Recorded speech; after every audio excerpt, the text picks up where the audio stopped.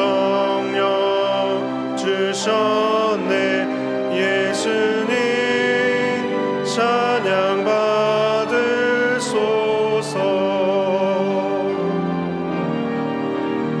위로의 성령님이시여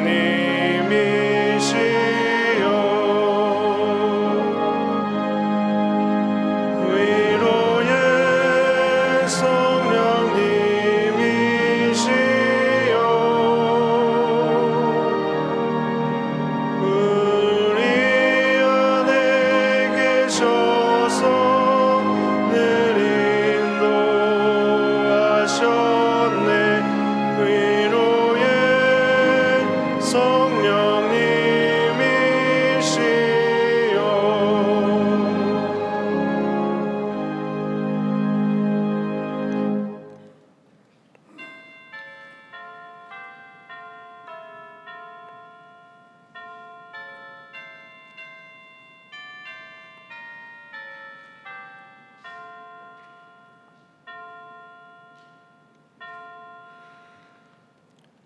온 땅이여 여호와께 즐거이 소리칠지어다.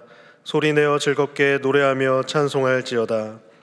찬양받기에 합당하신 하나님, 이 시간 하나님의 임재를 구하며 6.25 한국전쟁 74주년 기념주일이자 성령 강림절 후 5째 주일을 하나님께 올려드립니다. 전쟁으로 인하여 분단된 한반도가 복음으로 하나 되는 나라와 민족이 되게 하여 주옵소서. 예배를 통해 하나님을 만나고 경험하게 하시고 오직 한 분 하나님께만 우리의 찬양과 경배를 드리게 하여 주옵소서. 잃어버린 한 영혼을 향한 하나님의 마음을 깨닫게 하시고 영혼 구원을 위하여 살아가는 삶이 되게 하여 주옵소서. 예수님의 이름으로 기원하옵나이다. 아멘.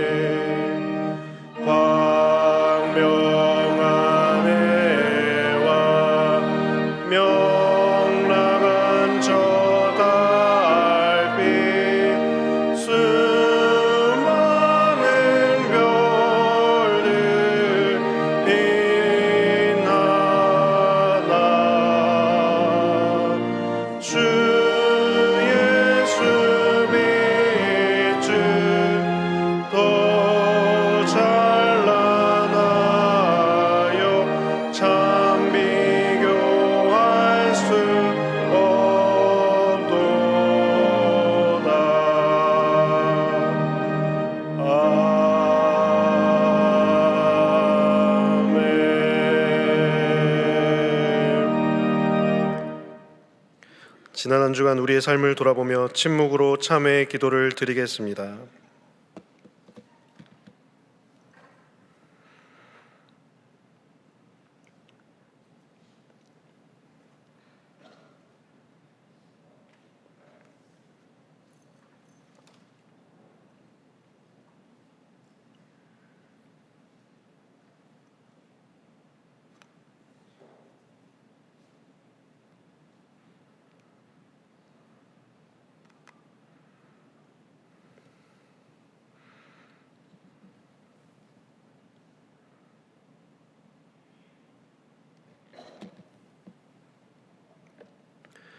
하나님께서 주시는 사죄의 말씀입니다. 여호와께서는 너희를 자기 백성으로 삼으신 것을 기뻐하셨으므로 여호와께서는 그의 크신 이름을 위해서라도 자기 백성을 버리지 아니하실 것이요. 아멘.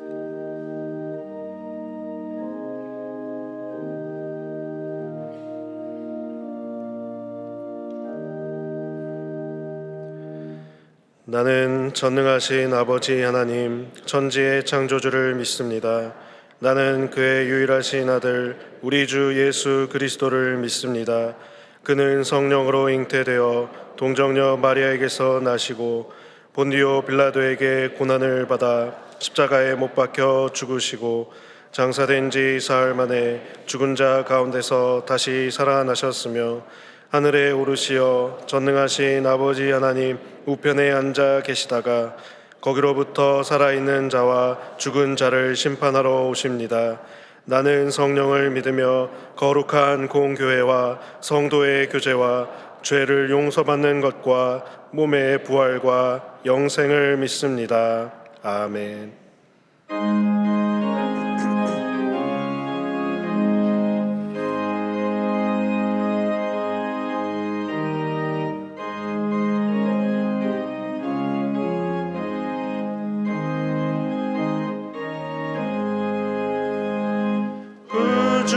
십자가 보혈로 죄 씻음 받기를 원하네. 내 죄를 씻으신 주 이름 찬송합시다. 찬송합시다. 찬송합시다. 내 죄를 씻으신 주 이름 찬송합시다. 죄악을 속하여 주신 주 내 속에 들어와 계시네. 십자가 앞에서 주 이름 찬송합시다. 찬송합시다. 찬송합시다. 내 죄를 씻으신 주 이름 찬송합시다. 주 앞에 흐르는 생명수 날 씻어 정하게 하시네. 내 기쁨 정성을 다하여 찬송합시다. 찬송합시다. 찬송합시다. 내 죄를 씻으신 주 이름 찬송합시다. 내 주께 회개한 영혼은 생명수 가운데 젖었네. 흠없고 순전한 주 이름 찬송합시다. 찬송합시다. 찬송합시다. 내 죄를 씻으신 주 이름 찬송합시다.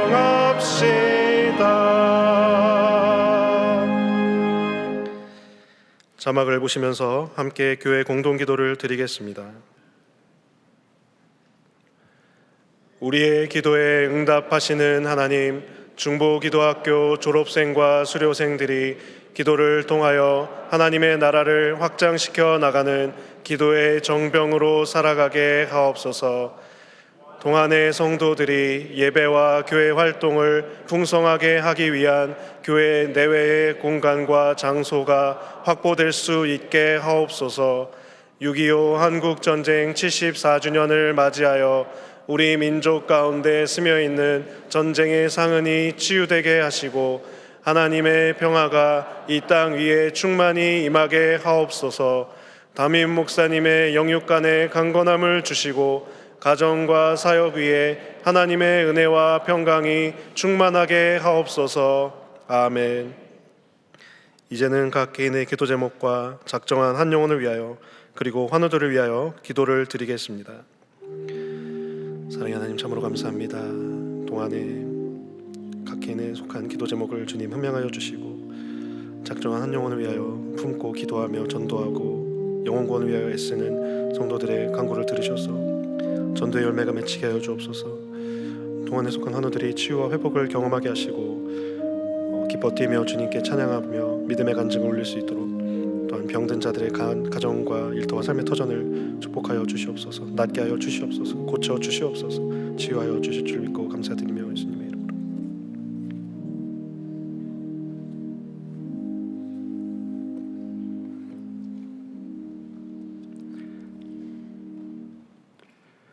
자비하시고 신실하신 하나님 아버지, 감사합니다. 지나간 한 주를 인도하시고 보호하신 하나님의 한없는 사랑과 신실하심에 감사드립니다.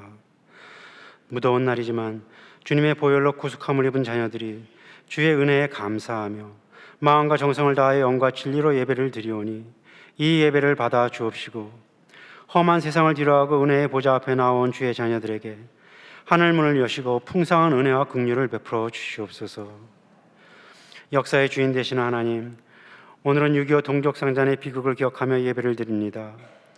식민지하에서 고통받던 이 땅의 자유독립을 얻게 하시고 참혹했던 6.25 전쟁의 참화 속에서도 건져주셨을 뿐 아니라 자유민주주의 속에서 자유를 누리고 살게 하시고 그에 더하여 풍요로운 물질로 축복하여 여기에 이르게 하신 은혜에 감사를 드립니다.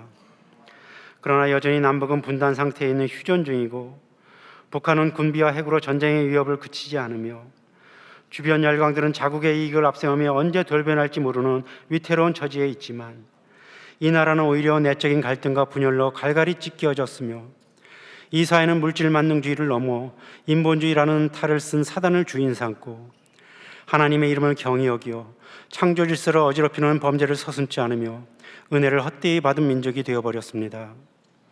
아버지, 화국만의 이 땅을 불쌍히 여겨 주옵시고 빛과 소금의 역할을 감당하지 못하고 오히려 세상과 한 가지로 죄악된 길을 속히 걸으며 세상과 같이 어둠으로 걸어가는 어리석은 저희들을 긍휼히 여겨 주시옵소서.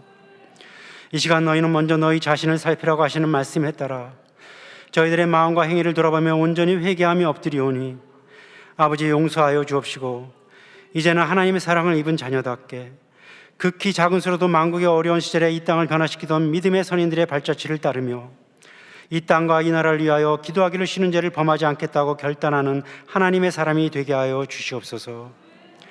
우리나라를 보호하시는 하나님, 상한 이 땅을 새롭게 하여 주셔서 미움과 증오가 사랑과 화합으로 변화되게 하시고 하늘나라의 가치관과 하나님의 정의와 공의가 바로 서게 하여 주시며 특별히 이 땅에 피로 얼룩지는 전쟁의 역사가 다시 쓰여지지 않도록 지켜주실 뿐 아니라 남과 북이 복음으로 하나 되어 지금 이 순간에도 북녘 땅 지하에서 숨죽여 기도하는 성도들의 뼈아픈 눈물이 기쁨의 눈물로 변화되는 축복을 허락하여 주시옵소서.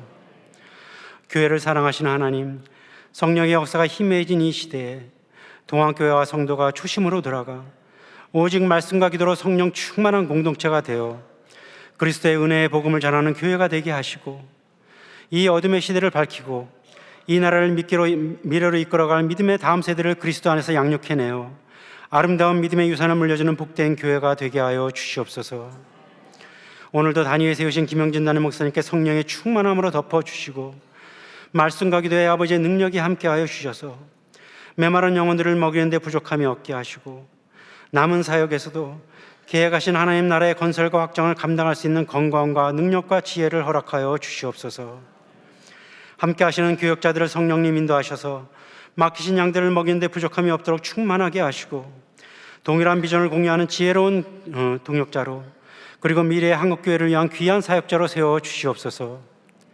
이 시간 예배를 통하여 말씀을 듣는 갈급한 영혼들을 성령의 담비로 촉촉하게 적셔주시고, 연약한 육신의 질병과 마음의 상처, 그리고 삶의 걱정과 근심하러 낙심함에 고통받는 하나님의 자녀들이 인생의 수고와 모든 무거운 짐을 우리보다 우리를 더 잘 아시며 우리의 눈물과 처한 상황을 모두 아시는 주님께 내려놓는 시간이 되게 하여 주셔서, 저들이 마주한 모든 문제와 고난이 하나님 베풀어 주신 치유와 회복을 통하여 감사와 찬송으로 변화되는 은혜를 내려주시고, 주님 주시는 기쁨과 평안 가운데 하늘 소망을 품고 담대하게 광야길을 걸어갈 수 있는 힘을 얻게 하여 주시옵소서.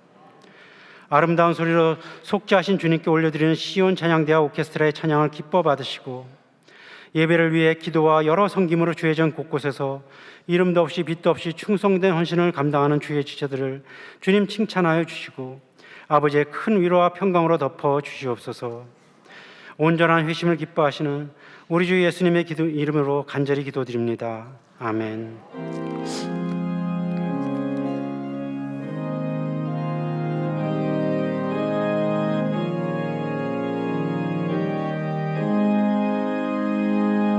하늘에 계신 아버지, 이름 거룩하사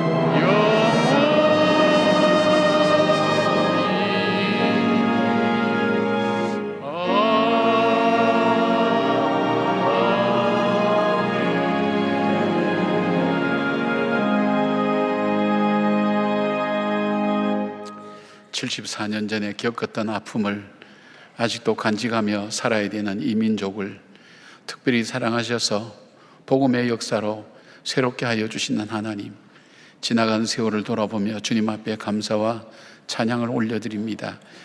일마다 때마다 주께서 필요한 사람을 쓰셔서 때로는 순교로, 때로는 헌신과, 때로는 하나님 최선을 다하는 삶의 섬김으로 이 땅을 지금까지 이어오게 하신 것을 생각할 때 하나님 참으로 감사와 주님께 영광을 올려드립니다. 오늘 예배 위에도 하나님 함께하여 주셔서 우리가 드리는 이 예배가 이 나라를 살리고 가정을 살리고 나를 살리고 민족을 살리는 예배가 되게 하시고, 하나님 살아계신 주님 임재하심을 체험하는 귀한 예배가 될 수 있도록 하나님 함께하여 주시옵소서. 중보기도로 교회를 세워나가는 귀한 종들이 하나님 많아졌습니다. 하나님 숫자만 많은 것이 아니라 정말로 니들이 기도할 때 살아계신 하나님 움직여 주시고 역사하시고 하나님 복과 은혜를 베풀어 주셔서 기도를 통해 세워져가는 아름다운 동안교회로 주님께서 붙들어 주시고 인도하여 주시옵소서.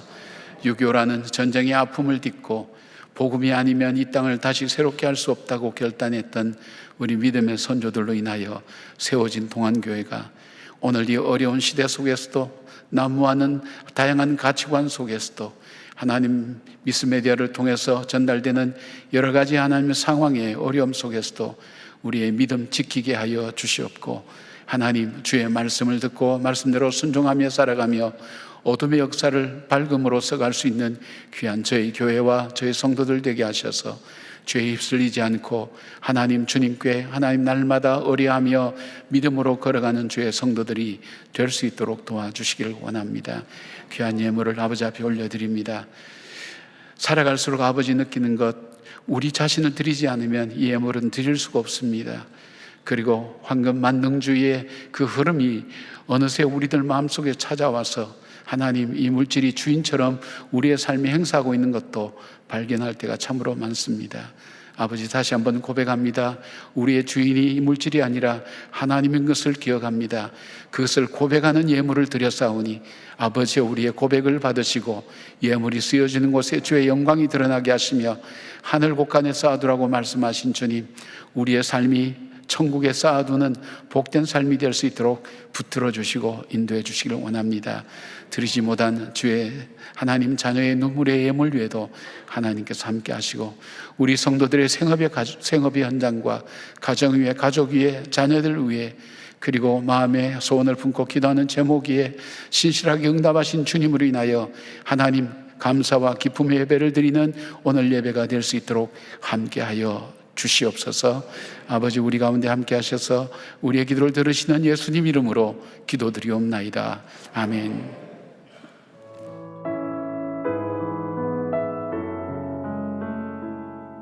제가 비전 트립에 다녔었는데 갔다 오고 나서 교회 공동체에 대한 감사함이 있었고 교회 내 사역을 좀 해봐야 되겠다 그런 막연한 생각을 가지고 있었었는데 마침 친구가 하자고 했고 바나바를 같이, 그래서 기간을 보니까 또 군대 가기 전에 딱 마무리되는 사역이더라고요. 그래서 하게 됐습니다.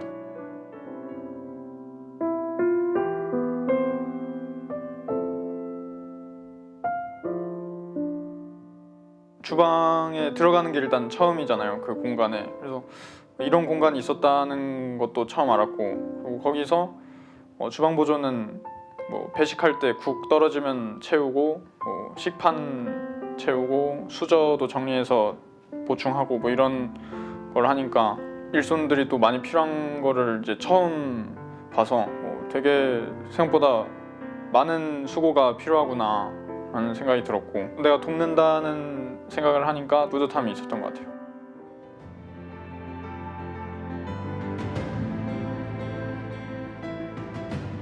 엑스브리지가 아니라 다른 연령대 분들을 만나게 되니까 좀 다른 소속감이 제일 좋았던 것 같아요. 그러니까 그전엔 엑스브리지에만 속해 있었는데 이제는 뭐 바나바 공동체에도 속했다고 생각하니까 같이 봉사하면서 동역하는 즐거움을 알게 된 게 제일 뜻깊은 것 같아요. 제가 생각하던 공동체는 모여서 같이 부서 모임하고 셀 모임에서 또 나눔하고 뭐 서로 기도해주고 이런 공동체였는데, 바나바에서 느낀 공동체는 사역을 하는 공동체다 보니까 새로운 교회 공동체 면을 보게 된 것 같아서 시야가 넓어진다는 게 좀 맞는 것 같아요.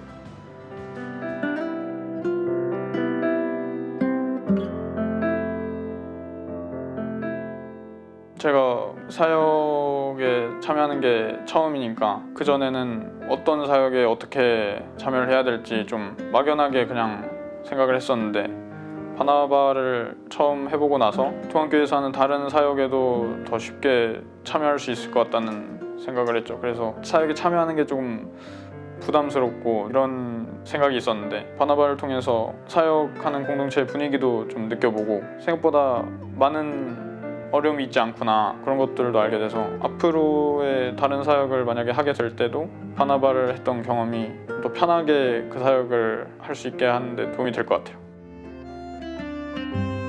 사역에 참여하는 거에 대해서 좀 걱정이 드는 거에 비해서 실제로 사역을 할 때 생각보다 어렵지 않다는 거와 그 사역을 하면서 느껴지는 동역의 기쁨이나 사역으로서 얻을 수 있는 은혜가 기대 이상이라는 그런 점이 있다는 걸 말씀드리고 싶어요. 많이 지원해주세요. 그래서 박수 할까요? 네.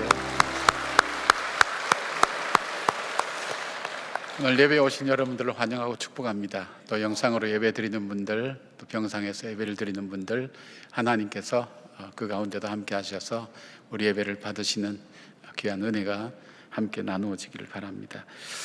우리 바나바 이렇게 영상을 보셨는데 여러분에게 이제 뭐 저희 가정이나 또 저나 어떤 신앙적인 면에서 작은 팁이라고 할 수 있는, 요즘 꿀팁이라 그러죠. 그렇게 할 수 있는 거지만, 여러분이 어렵거나 힘들거나 고민될 때 봉사하십시오. 바나바 신청을 해보십시오. 아니, 고민하고 지금 걱정하기도 바쁜데 무슨 봉사를 하느냐고. 안 그렇습니다. 내 방법으로 안 풀어지기 때문에 우리가 고민하는데 하나님께서 그 방법으로 풀어가십니다. 또 하나 저희 가정에서 하는 것이 있다면 구제를 합니다. 그렇게 하면서 어려움도 넘어가고 하나님께서 어떻게 역사하시는 것도 보게 되는데, 단순히 그냥 왔다가 갔다가 하는 그런 신앙이 아니라 정말 섬기고 싶다면 그 섬김 속에 하나님께서 풀어가시는 하나님 역사가 있습니다. 그렇게 함께 참여하시면 좋을 것 같습니다. 오늘 저녁 예배는 중보기도 63기 졸업 예배로 드리게 됩니다. 우리 졸업생들이 좀 많아졌는데 우리 졸업생들 저녁에도 나오셔서 우리 16주간 훈련받고 또 기도하면서 기도에 훈련이 된 귀한 분들을 격려해 주시는 오늘 저녁 되셨으면 좋겠습니다. 그리고 64기들이 계속해서 이제 훈련받을 때에 여러분께서 함께 기도해 주셔서 이분들을 격려해 주시는 복된 시간 되기를 바랍니다.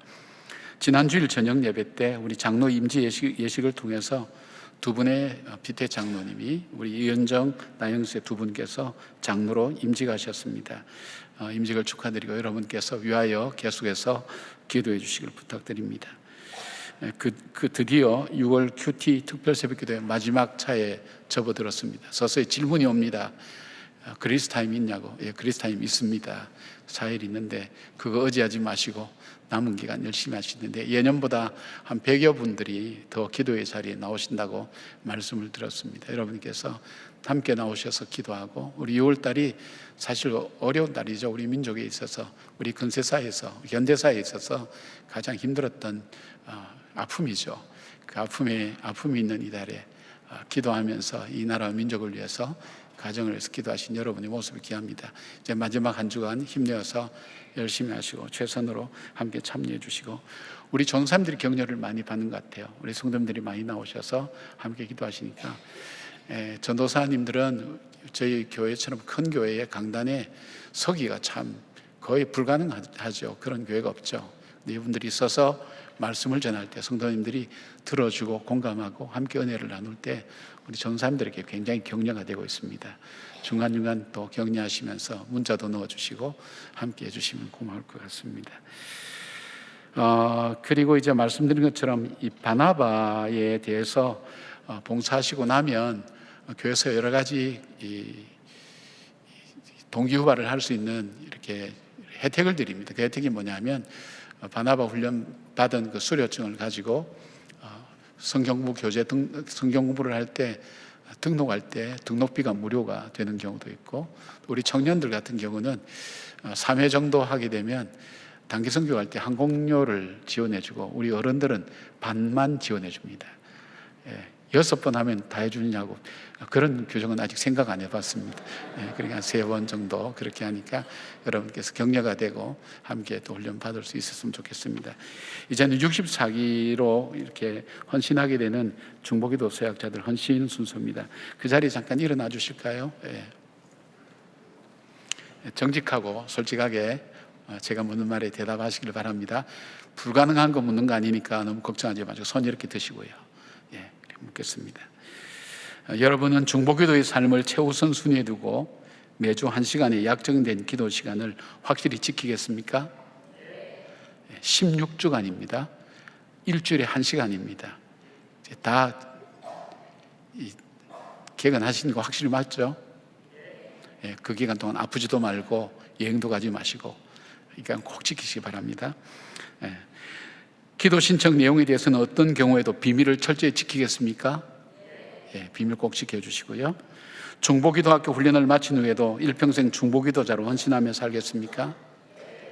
손 내려주시고 이분들 한번 격려와 사랑의 박수 한번 나눠주시기 바랍니다. 고맙습니다. 기도는 우리가 나중에 우리 새로 나온 아기 기도할 때 같이 하도록 하겠습니다. 오늘 새로 나온 아기가 있습니다. 우리 이성준 집사님, 최원별 집사님 신혼마을인데 이 마을에 주신 첫째는 이혜린이고 딸이고요. 이혜든 아들 같습니다. 새로 나왔습니다. 귀한 사회 가셨습니다. 요즘 이게 출산한다는 것이 얼만큼 귀한 것인가, 또 양육이 얼마나 어려운지 너무 잘하셨습니다. 눈도 또렷하고 여러분들 열심히 바라봅니다. 누가 왔나, 지금 누가 빠졌나, 이런 것 지금 자세히 살펴보고 있습니다. 얼마나 귀한지. 우리 잠깐 기도하겠습니다. 하나님, 우리 혜던이가 처음 엄마 아빠의 품에 안겨서 추회 전에 또 이 기도의 자리에 올라왔습니다. 하나님, 이 자리에 온 것은 사람에게 온 것이 아니라 하나님께 이 자녀의 미래가 달려있고 삶이 달려있음을 믿는 부모의 믿음의 고백과 더불어서 우리에게 자녀를 주신 하나님께 감사하는 감사의 마음을 담아 하나님 이 자리에 나온 줄 믿사오니 온 성도들과 함께 하늘로부터 내리는 주님의 축복을 기원하는 축복의 시간이 될 수 있도록 붙들어 주시기를 원합니다.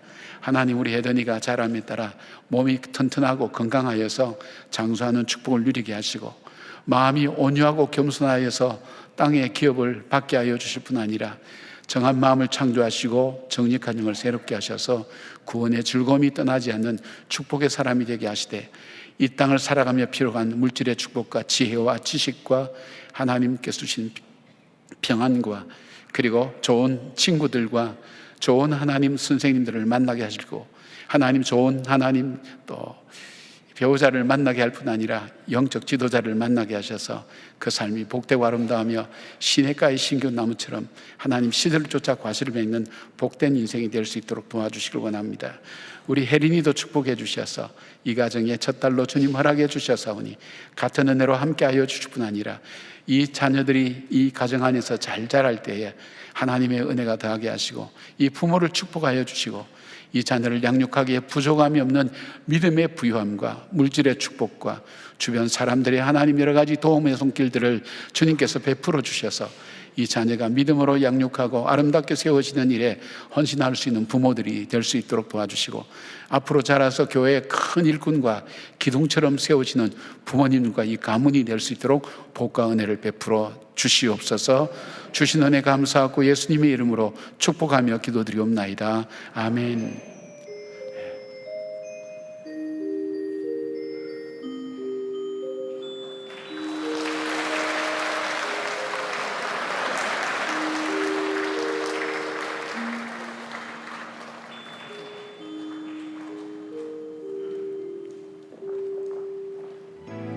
민족의 가슴마다 피 묻은 그리스도를 심어 이 땅에 푸르고 푸른 그리스도의 계절이 오게 하소서.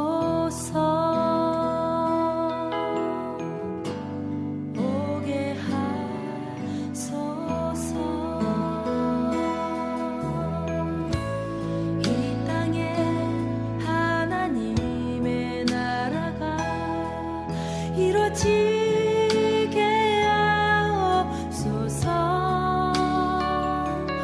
모든 사람의 마음과 교회와 가정에도 하나님 나라가 임하게 하여 주소서. 주의 청년들이 예수의 꿈을 꾸고 인류 구원에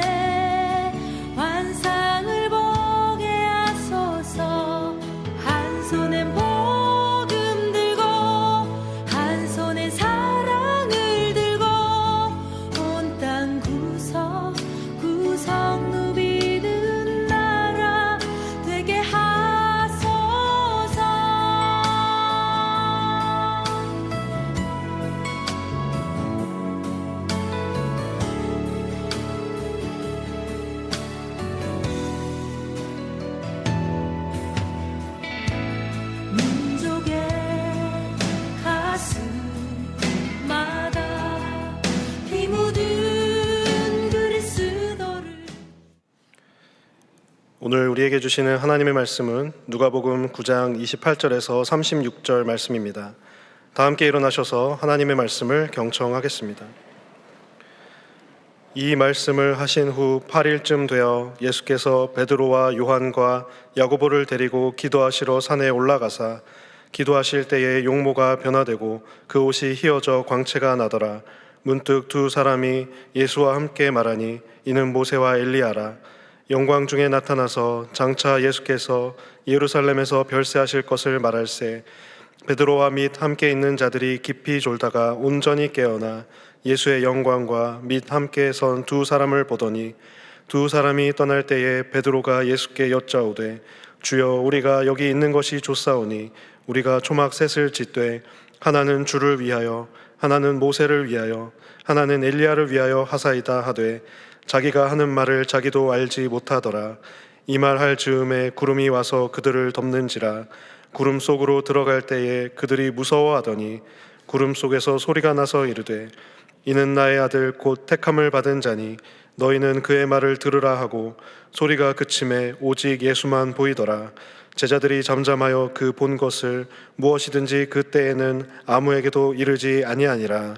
이것은 하나님의 말씀입니다. 아멘.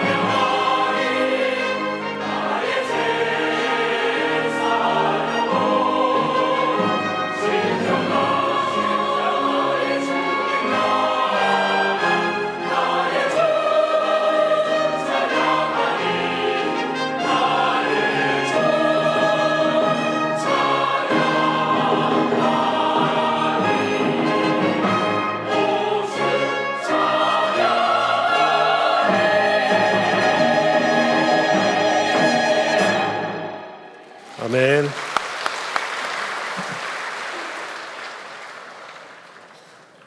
예, 귀한 찬양 감사드립니다. 신앙생활을 하면서 비록 목사지만 드는 생각이 제대로 예수를 한번 믿어봤으면 좋겠다는 생각을 종종 하게 됩니다. 여러분도 아마 그런 마음들 가지실 거라고 생각되어집니다. 어떻게 의심했던 사람들이 변화되어서 믿음의 사람으로 바뀌어지고 또 절망하며 어려운 가운데 있는 사람이 낙담하지 않고 소망 붙들고 살고 그리고 도망했던 사람들이 순교자로 변화되는 그런 모습들을 성경에서 이렇게 바라보면서 나도 좀 이렇게 살 수 없을까 그런 생각을 하면서 신앙생활을 할 때가 있습니다.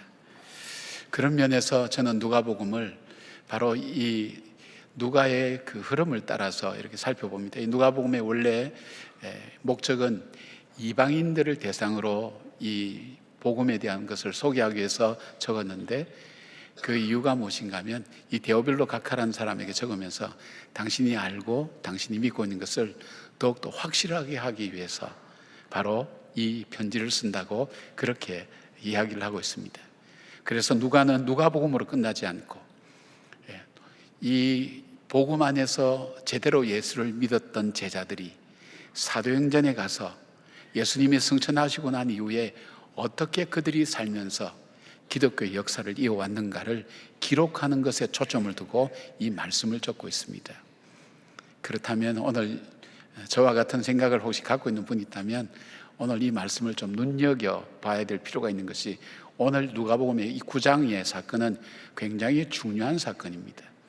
누가복음의 핵심이라고 누가복음을 연구하는 사람들이 얘기를 많이 합니다. 그 중에서도 예수님께서 변화선에서의 변화되신 이 경험이라고 하는 것은 제자들의 삶에 많은 영향을 미쳤습니다. 그러면서 변해가는 제자들의 모습을 바라보게 됩니다. 성숙해가고 온전한 회심으로 되어져가는 과정을 보게 됩니다. 그렇다면 이 과정들을 우리가 지켜보면서 나의 삶 속에도 온전한 신앙이 되기 위해서 이분들처럼, 이 제자들처럼 이런 경험들과 이런 체험들이 나를 하나님 앞에 좀 더 가까이 가게 하는 귀한 단초라 그럽니까? 어떤 실마리 같은 것을 우리에게 제공해 주고 있습니다. 이 말씀을 우리가 함께 나누면서 내 신앙도 성숙했으면 좋겠다, 또 정말 도망자가 순교자로 변하듯이 내 삶에 변화를 일으키고 말씀을 따라 새롭게 살아가는 삶을 살겠다, 그런 마음을 가지고 오늘 말씀을 함께 보았으면 좋겠습니다. 자, 내 삶이 온전하게 성숙하기 위해서 가져야 될 삶의 첫 번째가 있다면 예수님께서 그리스도이심을 믿는 고백의 삶을 사는 것입니다. 오늘 28절 보니까 이 말씀을 하신 후 8일쯤 되어 예수께서 베드로와 요한과 야고보를 데리고 기도하시러 산에 올라가서 기도하실 때에 용모가 변화되고 그 옷이 휘어져 광채가 나더라. 32절 보니까 베드로와 및 함께 있던 자들이 깊이 졸다가 온전히 깨어나 예수의 영광과 및 함께 선 두 사람을 보더니, 그렇게 되어 있죠. 이 말씀을 하신 후 8일쯤 되었다라는 것은 뭐냐면 이 앞에 사건을 얘기합니다. 즉 예수님께서 이 제자들을 데리시고 따로 기도하러 가셔서 제자들에게 묻습니다. 사람들이 나를 누구라 하느냐 물을 때 아는 대로 대답합니다. 그런데 예수님의 관심은 그러면 너희는 나를 누구라 하느냐 할 때에 바로 이 베드로가 이 말씀에 대답하죠. 이걸 마태복음은 좀 더 자세히 기록하고 있습니다. 주는 그리스도시요, 수라고 하는 인칭입니다. 당신은 그리스도시요, 살아계신 하나님의 아들입니다. 그 고백을 합니다. 예수님께서 바로 고백했다고 칭찬하죠. 이 고백의 의미가 뭐냐면 지금 예수님 나와 함께 같이 밥도 먹고 같이 다니고 말씀도 듣고 같이 다니고 있는 바로 인간 예수, 그러니까 선지자 중에 한 사람이라고 생각할 수 있겠죠. 인간 예수, 당신이야말로 구약 성경에 예언했던, 하나님이 약속하셨던 그 메시아라는 것을 내가 믿습니다는 고백입니다. 이게 사실 굉장히 어려운 고백이죠. 그래서 주님께서 뭐라고 칭찬했죠? 이를 알게 하는 것은 너가 아니라 그랬어요. 하나님께서 너에게 알게 하셨다 그랬어요. 신앙 고백을 하겠다는 거예요. 그러니까 굉장히 놀랄만한 고백을 한 거예요. 자기도 하고 베드로가 자기도 고백하고 놀랐을 것 같아요. 주변의 제자들도 아마 놀랐을 것입니다. 그런데 지금 눈앞에 나타난 장면이 신비로운 장면입니다. 바로 그 예수님이 변화되어서 새롭게 되어서 바로 율법의 상징인 모세, 선지자의 상징인 엘리야와 함께 변화된 모습을 보고 있는 겁니다. 쉽게 말하면 하나님의 인자하심을 체험하는 겁니다. 하나님 임재하시는 걸 체험하는 겁니다. 내가 고백한 것이 맞구나. 바로 저 예수님이 하나님의 아들이구나. 그리스도 되시는구나. 그리스도라는 것은 뭐냐면 여러분 알다시피 기름을 붓다라고 말씀드렸는데, 여러 번 제가 말씀드렸죠. 이스라엘 백성이 자기의 삶과 관련된 직업의 사람을 세울 때는 기름을 부어서 세운다고요. 왕과 제사장과 선지자인데, 저분이 우리가 기다렸던 참 왕이구나, 우리가 참 경배할 분, 우리를 보호해 줄 분, 예수님이 바로 그분이구나. 그리고 예수님이 참 제사장이구나. 우리의 죄를 사해 주시는 제사장이구나. 그리고 선지자, 하나님 말씀을 대언하는 참된 선지자구나. 저번 말씀 곧 하나님 말씀이구나. 바로 이것을 다른 말로 바꾸면 메시아예요. 이 그리스도, 메시아라는 뜻이에요. 그 예수님이 바로 그 메시아라는 것을 확인하는 거예요. 왜요? 모세는 율법의 상징이죠. 바로 엘리야는 선지자의 상징이죠. 성경에 율법과 선지자의 말씀들을 하는 것은 구약 성경 전체를 말하는 겁니다.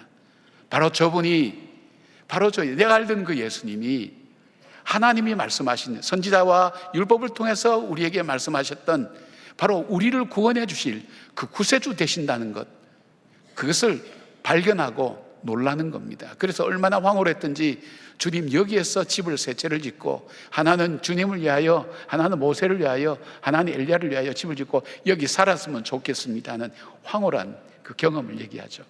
이걸 영어로 말하면 피크 익스페리언스라고 얘기하는데, 극단 체험이라고 얘기하는데, 우리가 특별히 영적인 체험을 할 때 이런 경험을 하는 경우들이 많습니다. 그런 면에서 여러분, 은사라는 것, 방언이라든지 예언이라든지 신유의 역사, 또 하나님 음성을 듣는 이런 체험들은 우리 삶에 우리가 믿고 있던 것을 확인시켜 주는 거예요.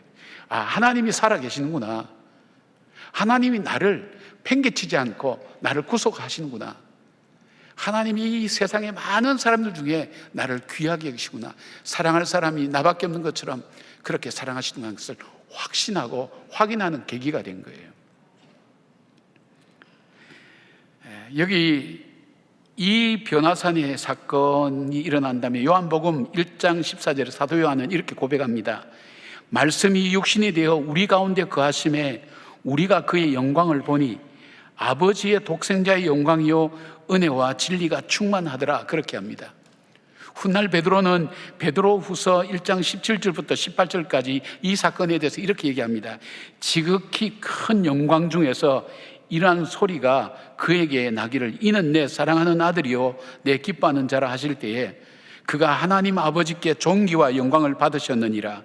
이 소리가 우리와 그와 함께 거룩한 산에 있을 때에 하늘로부터 난 것을 들은 것이라고 소개하면서 이 사건이 자기의 생애와 삶에 어떤 영향을 주었는가, 얼마나 큰 영향을 주었는가를 고백하고 있습니다. 이제부터는 예수님을 볼 때 그렇게 단순하게 인간 예수를만 보진 않겠죠. 이 고백을 따라서 그렇게 살겠죠. 여러분 중에도 예수를 믿게 될 때 특별한 체험을 하시고 예수 믿는 분들을 종종 봅니다. 정말 신의 임재하심, 하나님의 임재하심을 경험했던 바로 그것을 통해서 자기의 생각도 접고 경험도 접고 다 내려놓고 예수님을 나의 구세주와 주님으로 받아들이고 살아가는 사람을 볼 수 있다는 것입니다.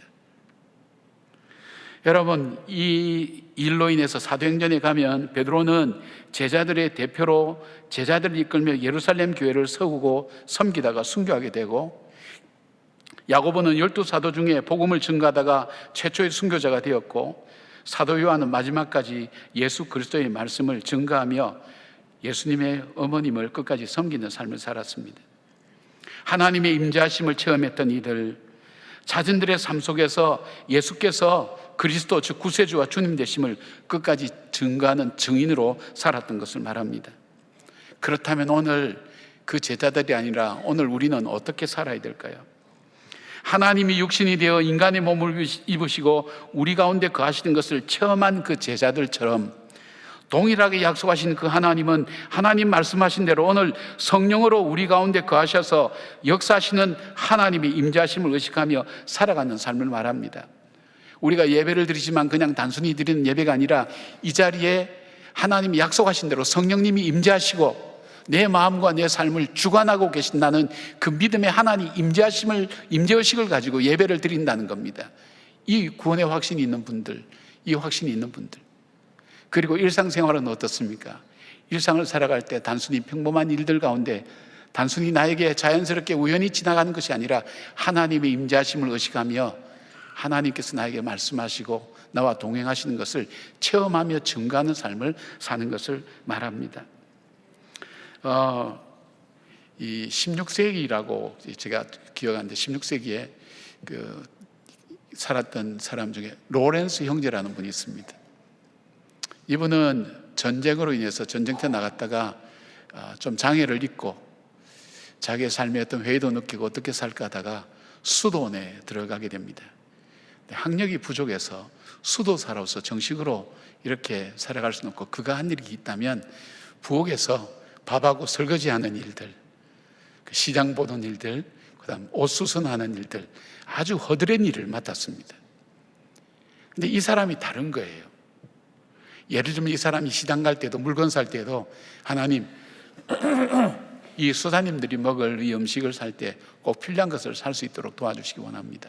설거지를 하고 씻을 때에도 하나님, 정말 이 깨끗한 그릇이 깨끗하게 씻어지는 것처럼 내 죄를 주님 씻어주시고 함께 해주시길 원합니다. 그리고 이 마당을 쓸거나 그렇게 할 때에도 하나님 맞습니다. 나의 모든 허물과 죄를 씻어주시고 하나님 없이 하셔서 깨끗해 주십시오. 모든 생활과 모든 상황들을 하나님의 임재하심 속에 주님을 의뢰하고 주님께 여쭤보면서 그렇게 살아가는 거예요. 놀라운 변화들이 일어나는 거예요. 허드렛 일만 하던 보잘것없는 이 로렌스 형제에 대해서 사람들이 대하는 것이 달라졌어요. 저분의 삶에 뭔가 거룩함이 있어요. 이분이 부엌에 있으면 그 거룩함이 부엌에 같이 있어요. 이분이 청소하면 청소하는 곳에 같이 있어요. 이분이 가는 곳마다 하나님 임재하심을 그들도 함께 느끼게 됩니다. 바로 이런 경험들을 모아서 자기 동료에 의해서 쓰여진 책이 하나님의 임재의 연습이라는 그런 책입니다. 사랑하는 여러분, 우리가 일상생활을 살아갈 때 정말 그 예수님께서 나의 죄를 위해서 십자가에서 못 박혀서 구속하시고 돌아가셨다는 사실을 믿는 그 믿음, 그 예수님이 나의 그리스도다, 구세주다, 내가 참 의지할 왕이요, 나를 지켜주시고 내가 경배할 뿐이요, 그 말씀은 진리의 말씀이며, 그리고 나의 죄와 허물과 모든 죄의 짐을 그분에게 내어놓을 때에 용서하시고 가볍게 하시는 바로 그분이라는 그 믿음의 확신을 가지고 여러분이 오늘도 이 자리에 임재하셔서 예배를 받으시는 하나님, 그리고 나아가서 우리 일상생활을 통해서 작은 일까지도, 우리 머리카락까지 세심 받으신 주님께서 내 마음의 생각 하나까지도 주관하시는 것을 내가 믿음으로 고백하며 그 주님을 범사에 인정하는 겁니다. 밥 먹을 때도 표현은 안 하지만은 주님 식탁에 같이 앉으시지요. 어떤 분들은 그런 분들 봤어요. 자리를 하나씩 꼭 비워요. 예배 드릴 때도 자리를 비워요. 주님이 앉으시는 자리. 물론 상징적이고 형상적이지만 그 마음 중심이 하나님 임재하심을 함께 경험하며 고백하며 사는 삶을 말합니다. 여러분, 예수 제대로 믿어보기를 원하십니까? 예, 아멘 안 하는 분들은 그대로 살기를 원하시는 것 같아요.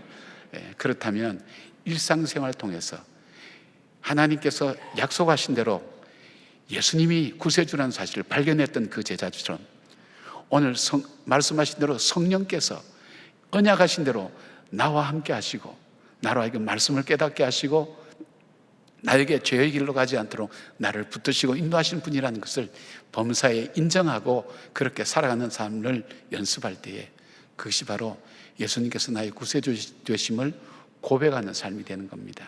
그렇게 할 때에 한 걸음 한 걸음씩 우리는 주님께로 더 가까이 가는 성숙한 신앙인이 될 줄로 믿습니다. 두 번째로 온전한 신앙이 되기 위해서는 예수님의 말씀을 들어야 됩니다. 35절에 보니까 구름 속에서 소리가 나서 이르되 이는 나의 아들 곧 택함을 받은 자니 너희는 그의 말을 들으라 하고, 여기에 너희는 그의 말을 들으라는 이 헬라어 아우투 아쿠에테라고 하는 이 말은요, 그 뉘앙스가 좀 독특한 단어입니다. 단순히 그의 말을 들으라는 것뿐 아니라 그의 행동, 일거수일투족에 촉각을 곤두세우고 그의 말을 들을 뿐 아니라 모든 것을 철저하게 순종하고 따르라는 그런 말씀입니다. 그런데 이 말씀이 신명기 18장 15절에 모세의 말과 그 배열과 단어가 동일하게 일치합니다. 동일하게 일치한다는 건 뭐냐면 구약 성경 히브리어로 된 것을 헬라어로 바꾸는 것을 70인역이라고 합니다. 70인역에 보면 이 단어와 이 배열이 똑같이 되어 있습니다.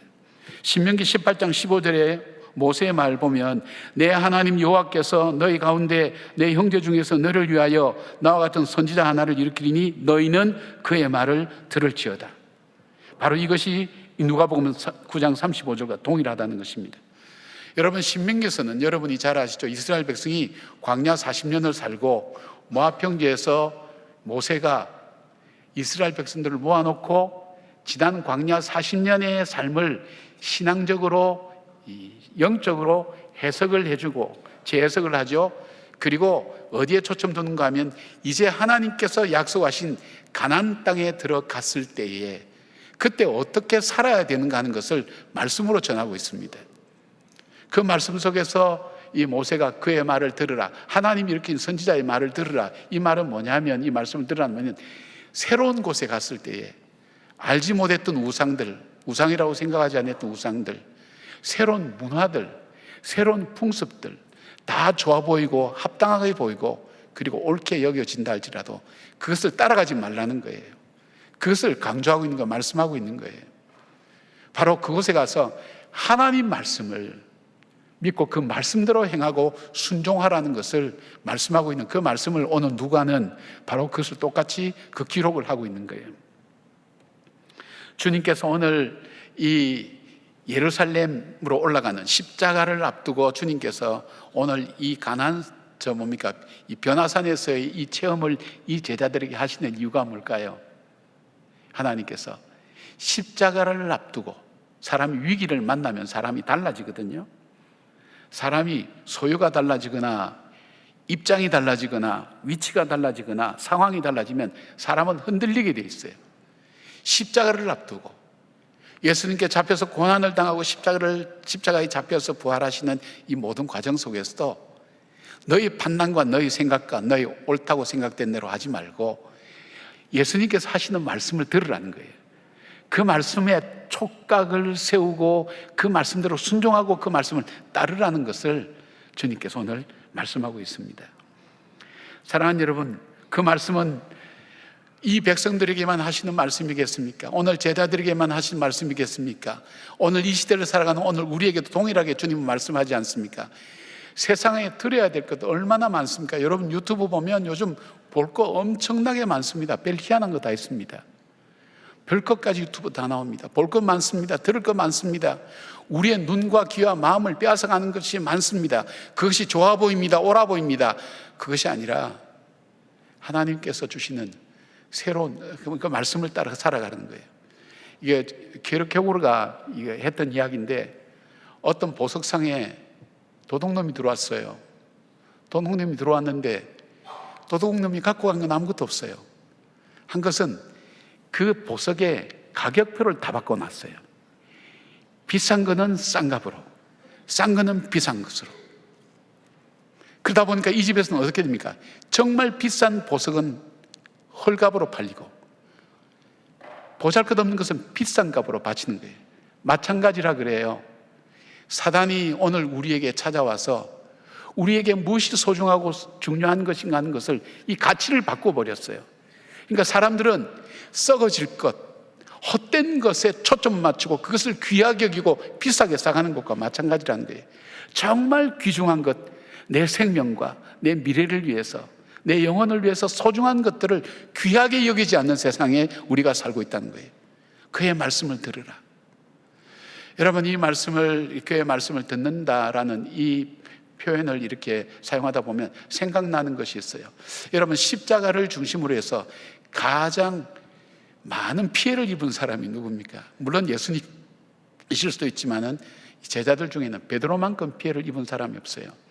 베드로는 어떤 사람입니까? 주는 그리스도시요 살아계신 하나님의 아들입니다. 놀라운 고백을 했던 사람 아닙니까? 제자들의 리더였습니다. 그리고 무리를 걷는 체험을 했던 사람입니다. 그리고 정말 많은 사람 앞에서도 다 떠난다 할지라도 나는 예수님 지키겠다고 공언했던 사람입니다. 이 제자들의 리더입니다. 그런데 십자가 사건을 거치면서 그는 배신자가 되었고 실패자가 되어버렸습니다. 리더로서도 실패했고 예수님의 제자로도 실패했고 오히려 예수님을 배신한 사람이 되어서 예수님 부활을 확인했지만 그 예수님을 만날 수 없어서 자기의 옛 고향 바닷가로 돌아가서 친구들과 함께 고기를 잡고 있습니다. 자기가 가장 잘하는 이 그물을 했을 때도 밤새도록 그날 밤도 한 마리도 잡지 못하고 이제 그물을 접는데 저 해변에서 얘기합니다. 바로 배 오른편에 그물을 던져라. 아니, 깊은 데로 가서 그물을 던져라.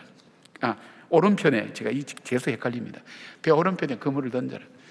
근데 던졌더니 그토록 잡으려고 했던 고기가 그분의 말씀을 따라 했더니 고기가 잡혔습니다. 그리고 예수님인 줄 알아보고 그가 겉옷을 던지고 헤엄쳐서 예수님께로 다가왔던 것, 그것이 요한복음 21장에 나옵니다. 주님께서 이 요한복음 21장 이 실패하고 배신한 베드로를 찾아가서 베드로야, 너는 열심히 살았는데, 잘 살았는데 너가 실패한 이유가 뭔지 아니? 주님이 이것을 암시적으로 알려주시는 거예요. 이 사건은 누가복음 5장에 나옵니다. 그날도 베드로는 이상하게 밤새도록 고기를 잡았지만 고기 한 마리 잡지 않고 그물을 거둘 때에 예수님께서 오셔서 말씀합니다. 목수인 예수님, 알려지지 않았을 때에 깊은 데로 가서 그물을 던져라. 자, 해가 뜰 때고 깊은 데는 고기가 없습니다. 그러니까 베드로가 자기 경험상, 지식상, 자기는 바다에서 잔뼈가 굵어진 사람이에요. 그런데 베드로가 이렇게 얘기합니다. 이 누가복음 5장 5절에 이렇게 이런 말을 합니다. 시몬이 대답하여 이르되 선생님, 우리들이 밤이 새도록 수고하였을 때 잡은 것이 없지만은 말씀에 의지하여 내가 그물을 내리리다. 굉장히 중요한 표현이에요. 이것은 베드로의 일평생을 붙잡았던 말씀이에요. 그것이 요한복음 21장에서 다시 살아나는 거예요. 말씀에 의지하여. 베드로야, 너가 실패한 이유는 뭐니?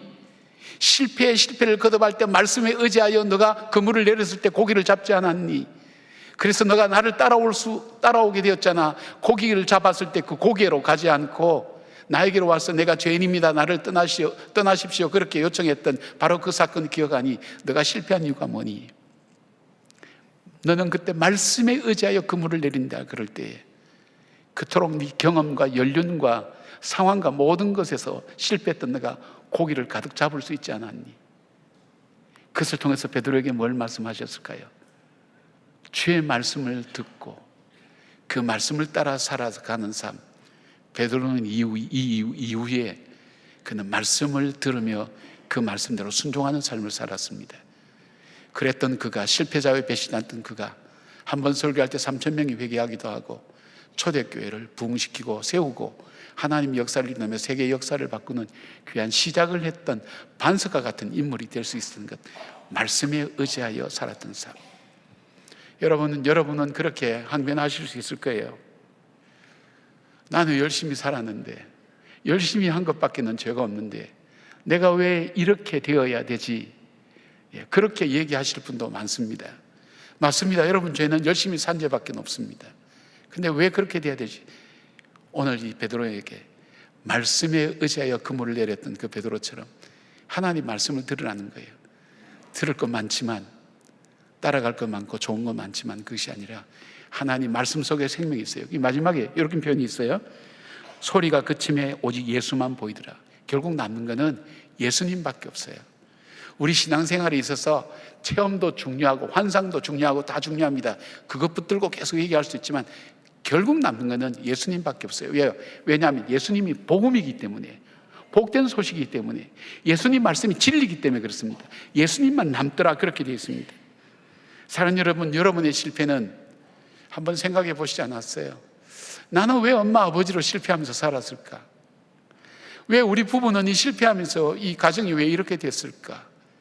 나는 왜 내 사업에서, 나는 인간관계에서 왜 실패했을까 할 때 여러분 한 번만 더 생각해 보시면 말씀에 의지하여 그물을 내린다는 그 말씀, 베드로의 그 고백처럼 말씀을 따라서 내 삶을 바꾸어 가는 삶, 그렇게 다시 한번 살아보지 않겠습니까? 말씀에 의지하여 살지 않았던 그 결핍함이 여러분의 실패를 낳았다고 생각해 보신 적 없습니까? 말씀에 의지하여 환경과 여건과 입장과 모든 것이 바뀌어도 그 말씀을 따라서 살아가는 것, 그래야 마귀가 바꿔놓은 그 가격표에 따라서 살지 않고 그 가치에 따라서 살 수 있는 거예요. 진리에 따라 살아갈 수 있는 거예요. 주님의 말씀에 의지하여 그물을 내렸던 베드로의 그 순종함이, 말씀의 순종함이 오늘 저와 여러분의 삶에도 있고, 말씀에 의지하여 살아가는, 하나님 말씀을 듣는 저와 여러분들 되기를 축복합니다. 아멘. 세 번째로 온전한 신앙은 어떻게 해서 이루어지는가? 예수님의 구원의 은혜를 기억하며 사는 것입니다. 30절 31절 보니까 문득 두 사람이 예수와 함께 말하니 이는 모세와 엘리야라 영광 중에 나타나서 장차 예수께서 예루살렘에서 별세하실 것을 말할세, 그렇게 되어 있습니다. 지금 제자들이 변화산에서 예수님께서 변화하시고 모세와 엘리야와 함께 계신 그 광경을 이들이 졸다가 깨어나서 보니까 놀랄만한 광경을 본 거예요. 예수님의 얼굴이 휘어지고 변화되고 새롭게 됐는데, 이 변형됐다 이 말은 단순히 이 변형되는 외형만 변화된 것이 아니라 그 내면의 근본적인 변화에서 나타나는 외형의 모습을 얘기합니다. 이것이 원래 예수님의 모습입니다. 그 예수님이, 하나님이신 그 예수님이 육신의 몸을 입고 인간이 되어서 우리 가운데 오신 그 예수님이 거기에서는 하나님의 모습을 드러내는 거예요. 얼마나 신비로운 모습입니까? 얼마나 놀랄만한 일입니까? 그런데 이 변화의 의미, 이 변화산에서의 의미를 이 제자들이 알았을까요? 몰랐습니다. 사도행전 3장 18절 보면 바로 이 누가가 이렇게 얘기합니다.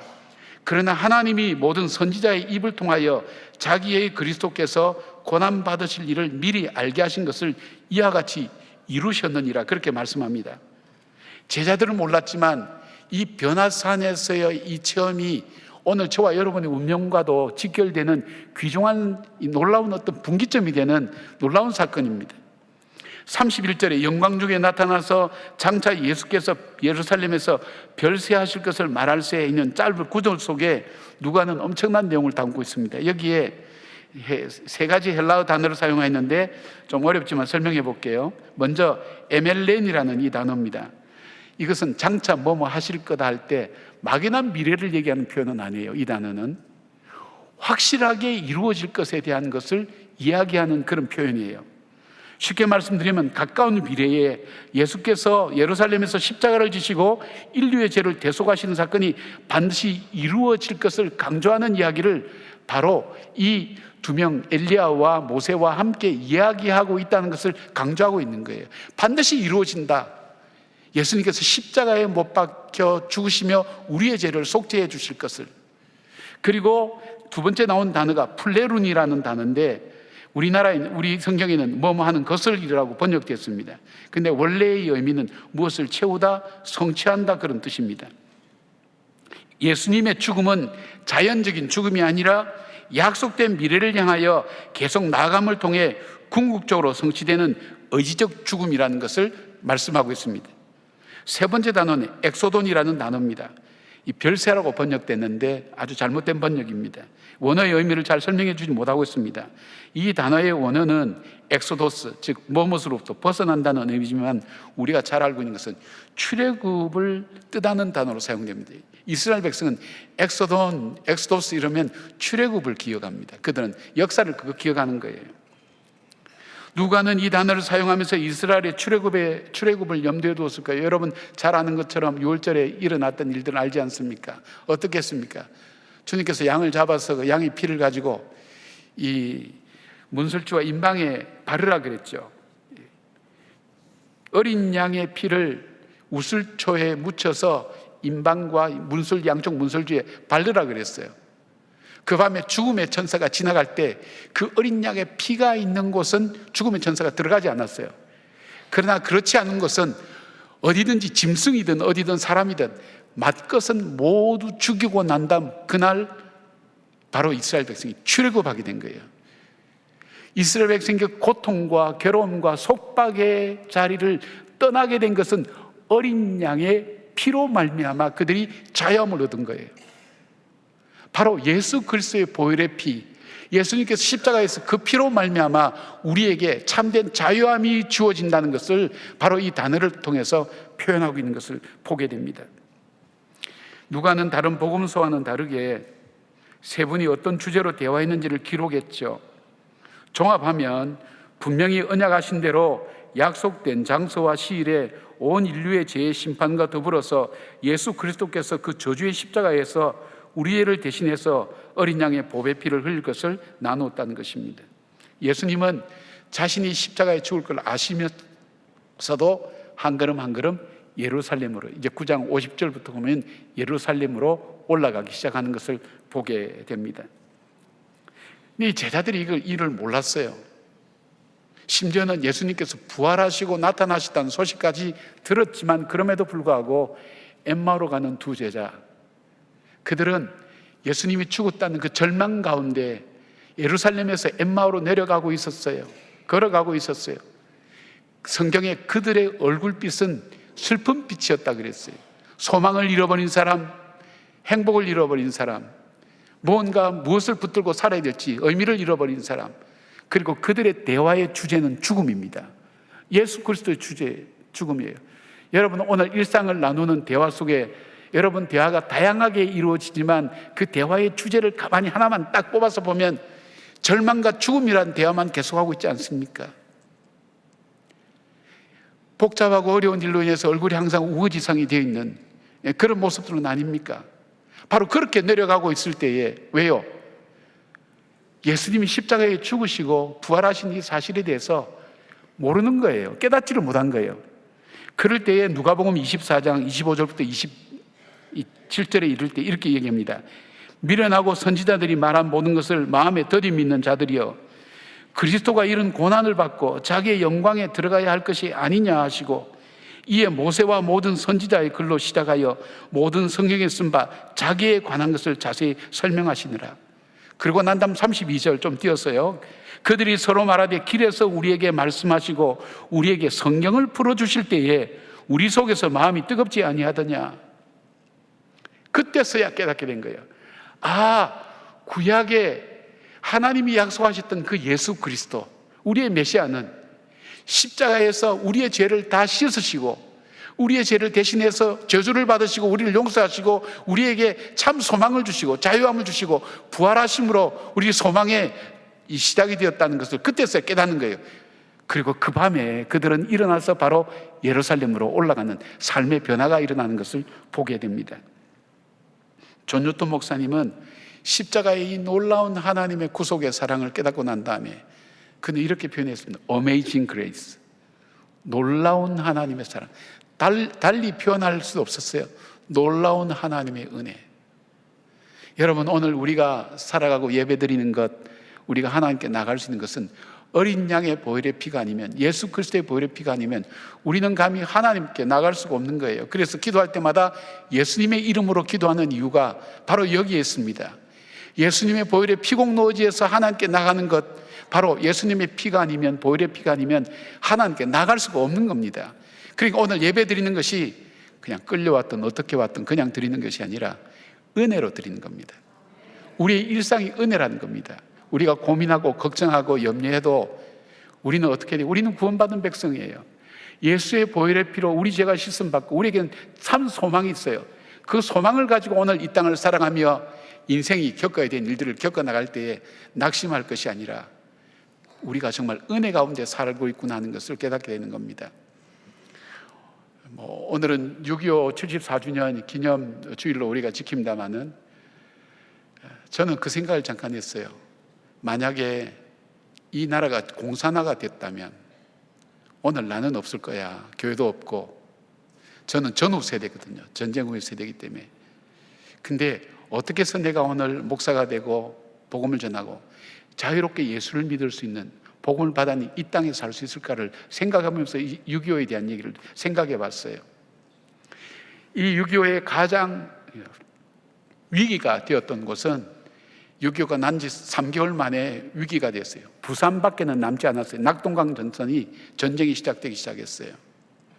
그런데 모든 피난민들이 부산으로 다 모였죠. 부산으로 다 모였어요. 모일 때에 부산에 초량교회라는 곳이 있습니다. 초량교회 한상동 목사님, 박윤선 박사님, 목사님, 그분들이 중심이 되어서 우리가 이렇게 할 것이 아니라 정말 우리가 하나님 앞에 회개하고 기도하자고. 그래서 피난 온 목회자들만, 전국에 흩어진 목회자들만 250명 중심으로 성도들이 함께 모여서 예배를 드리기 시작했어요.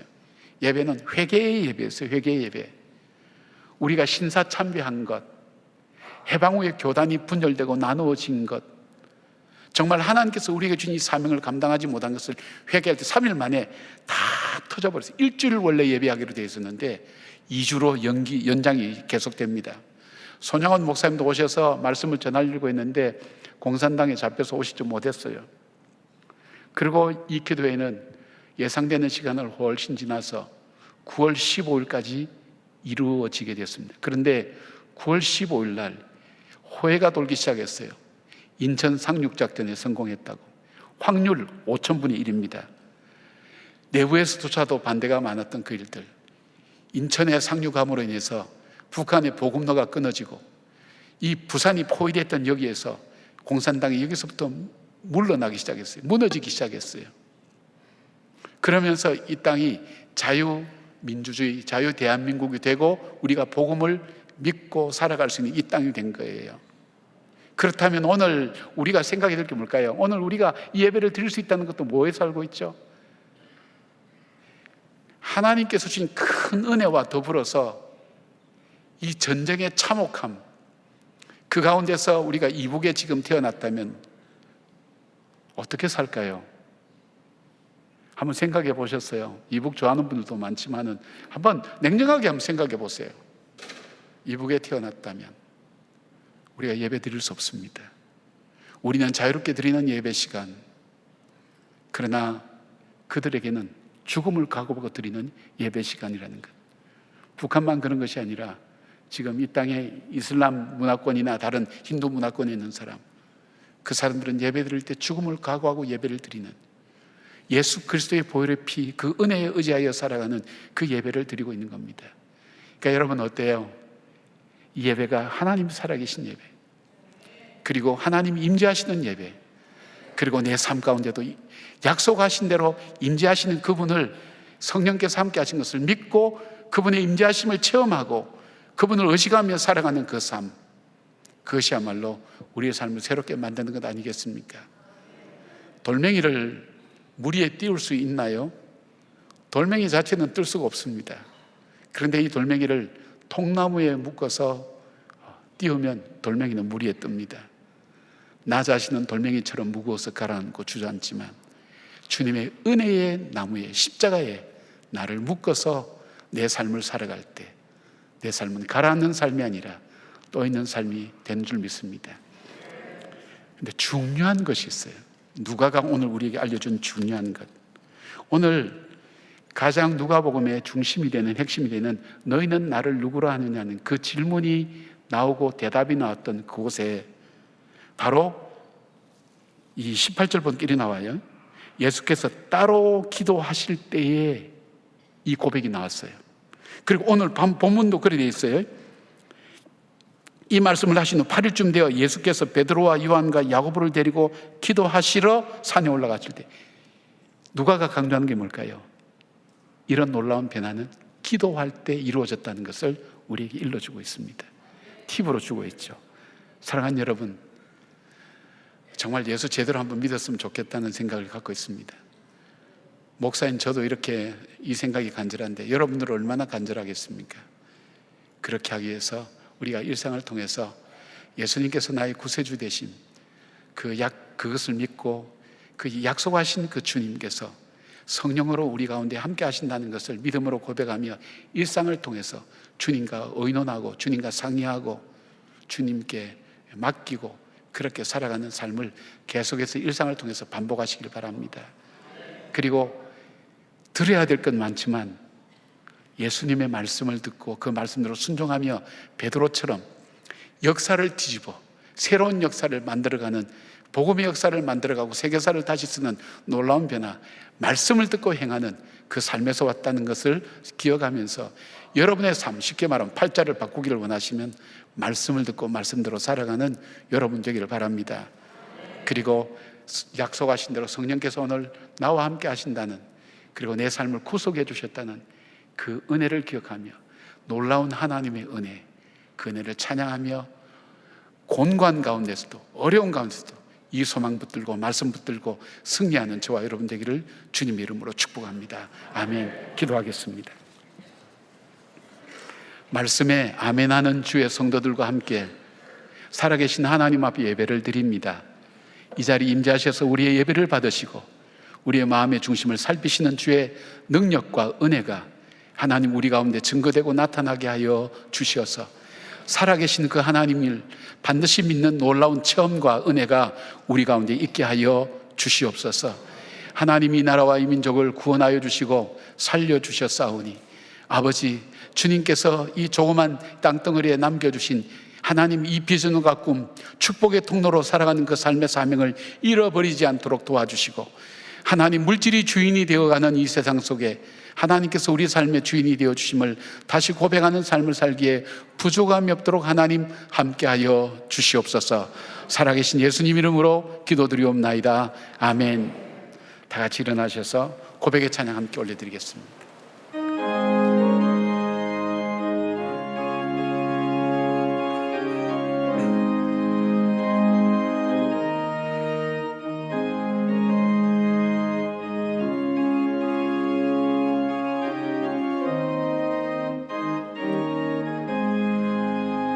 내 영혼이 은총 입어 중한 죄짐 벗고 보니 슬픔 많은 이 세상도 천국으로 와도다.